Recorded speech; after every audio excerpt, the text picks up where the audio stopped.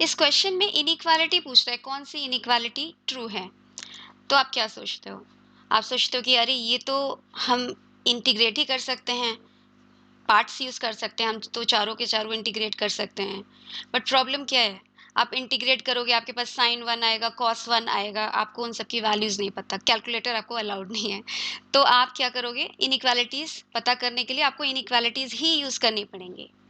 फिर आप क्या सोचते हो, आप कहते हो कि अच्छा यहाँ पर x cos x sin x ये सारी बातें मेरी इंटीग्रैंड में हैं, तो इनके हमें बाउंड्स चाहिए। तो एक सिंपल सी बात दिमाग में आती है कि भाई हमें cos x का तो बाउंड पता है, sin x का भी बाउंड पता है कि ये लोग जो हैं 0 और 1 के बीच में, क्रूड बाउंड 0 और 1 के बीच में है।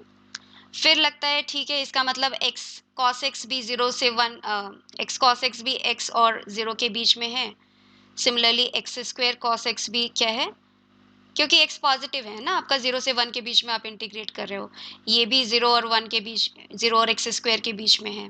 और फिर आपको प्रॉपर्टी पता है कि आप इंटीग्रेट कर दो 0 से 1 के बीच में इन लोगों को, तो आपका काम हो जाएगा। 0 से 1 dx, 0 से 1 dx, इसको भी इंटीग्रेट कर लो 0 से 1 dx।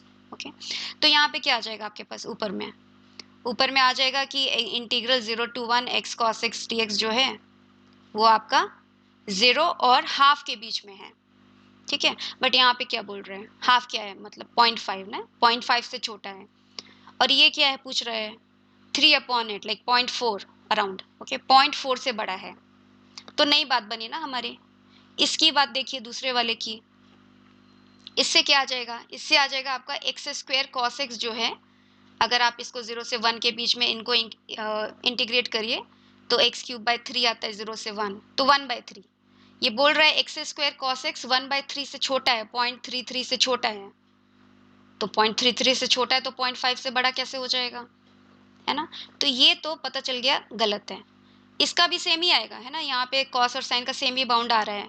तो ये भी जो है 0.33 से क्या है, छोटा है, लेकिन उससे कोई फर्क नहीं पड़ा, क्योंकि ये पूछ रहा है क्या 0.2 समथिंग से बड़ा है क्या, पता नहीं, हो सकता है ना।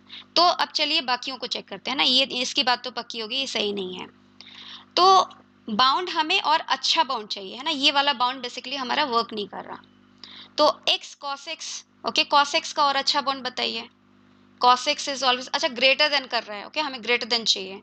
तो x square is greater than और equal to 1 minus X square by factorial 2, या 2 लिख सकते हैं, है ना, ये वाली इनइक्वालिटी यूज कर लेते हैं, थोड़ी अच्छी वाली।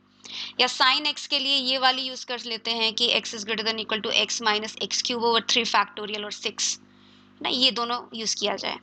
तो चलिए करते हैं इसको यूज। तो एक्स कॉस एक्स इससे बड़ा है, that means x cos x का क्या हो गया, x cos x is greater than और इक्वल टू, एक्स से मल्टीप्लाई कर दिया, x minus x cube over 2। ठीक है, अब इंटीग्रेट करिए 0 से 1, आपको पता है वो प्रॉपर्टी होल्ड करती है, 0 से 1 इनइक्वालिटी वैलिड रहती है। तो क्या आता है आपके पास, X square by 2 minus x to the power 4 upon 4 जो 8 हो गया, 0 से 1 रखिए आप, तो क्या आता है आपके पास 1/4 माइनस 1/8, लोअर लिमिट पे तो सब 0 हो गए, and what do you get 3/8। सही है, तो आपके पास आ गया दिस इज ग्रेटर देन 3/8, मतलब ये बात तो सही हो गई। ठीक है, चलिए और देखिए, एक्स साइन एक्स की बात करिए। एक्स साइन एक्स का क्या हो गया, x sine x is greater than और इक्वल टू, एक्स पॉजिटिव है ना, मल्टीप्लाई कर रहे हैं तो इनइक्वालिटी चेंज नहीं होगी, क्योंकि एक्स मेरा क्या है 0 और 1 के बीच में है।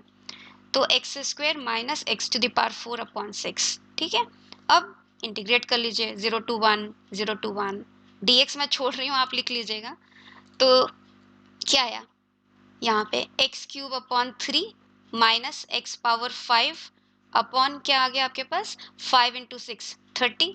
ठीक है, अब लिमिट रखिए अपर और लोअर, तो आ गया 1/3 माइनस 1/30, और लोअर लिमिट पे तो सब लोग 0 हो गए, तो ये क्या आ गया 9/30, है ना, तो ग्रेटर देन 9/30।